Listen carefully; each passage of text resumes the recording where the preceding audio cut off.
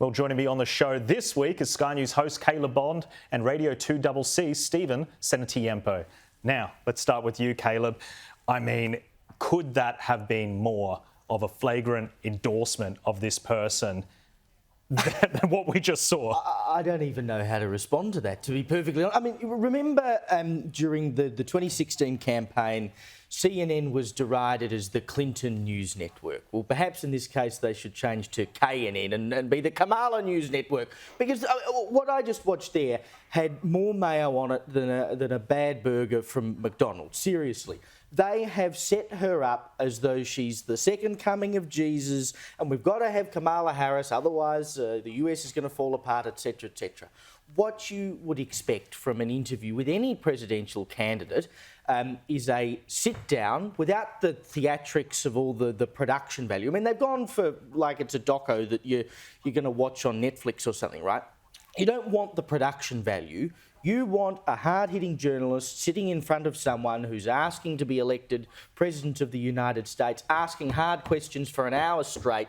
You want to see the candidate squirm and duck and dive and work out where they sit on things. And that's not what you got. You got, as you pointed out, a bit of a puff piece and what seemed to be a promotional bit of material. I'm sure Kamala will now be using it on all of her social media because, you know, why spend money making your own stuff when CNN will do it for you? Well, that's the thing. I mean, it was a pre-recorded interview, Stephen, as well. So they've had a lot of time to go in there and polish and edit.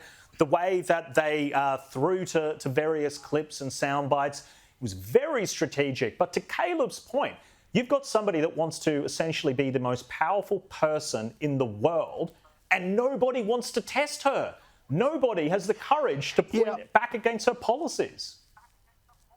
Well, there's a couple of things here. I was actually talking about this on my radio program this morning, the fact that American politicians are not very good when they front the media as opposed to Australian politicians who do it far more often. And I made the point that, you know, as a talkback radio announcer, I can get the Prime Minister on my program from time to time, whereas that will never happen in the United States. They're very, very polished when they make a speech that's been written by somebody else and they've got an auto cue, but you put them in front of somebody without a script and they're absolutely hopeless. But getting back to the point here, we all knew CNN was going to go this way. I mean, the fact that it was edited down from, somewhere in the vicinity of an hour to 18 minutes tells you everything you need to know about this, that it was always going to be a promotional piece rather than a hard-hitting interview.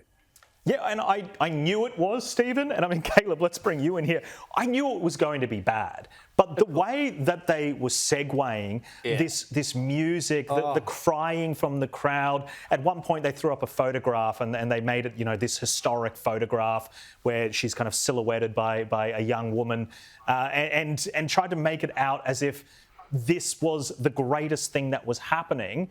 I just cannot believe... I mean, this is why CNN is losing viewers, isn't it? Surely people watch this, and the average American, the average person around the world watching this election, they have to understand that this is deceptive. Yeah, well, I mean, look, it may well play well to the CNN audience, but the CNN audience was going to vote for Kamala anyway, so I don't know that it's done her any favours.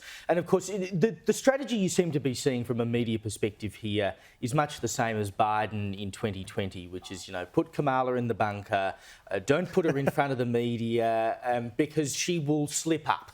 And we know what she's like. I mean, if you see her in free-form interviews, or not interviews, but, you know, she's on a stage and talking, like, she is nuts. Absolutely nuts, and that's what they're trying to protect her from. So she does the rallies with scripts and auto cue, etc. This is the only interview she's agreed to so far, and she had to have her emotional support candidate next to her while she did it. It is so staged managed as to be ridiculous, and that is one of the areas, and I know Trump's in trouble in the polls at the moment, but that is one of the areas where Trump really has an advantage over Kamala, because he's not afraid of doing interviews and he's not afraid of going off script.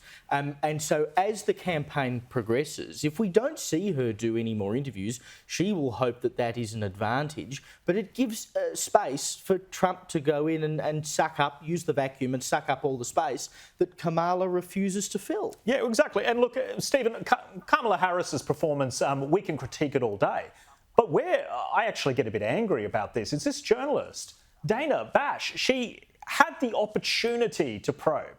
And I really think that you owe your viewers you owe them to probe somebody that's about to take all of this power. She is the front runner now. And yes, maybe a few weeks ago, Donald Trump was in the lead, but the polls are saying she's likely going to be the next leader of America.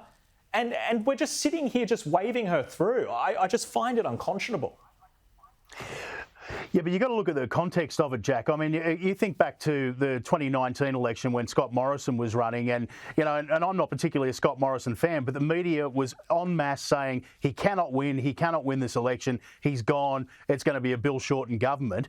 Then he proved them wrong, and many people in the media here hated that, and they never forgave him for proving them wrong. It didn't matter what his policies were, didn't matter what his performance was, he proved us wrong and we're going to get him. Well, Trump did the same thing in 2020, and they are out to get him because he proved them wrong. Now, you know, I wish Trump was more statesmanlike and I wish he was different than he was. And he's very combative and all of that. But ultimately, his biggest crime is he proved the media wrong and they're going to get him back for it. Yeah, it's a really good point.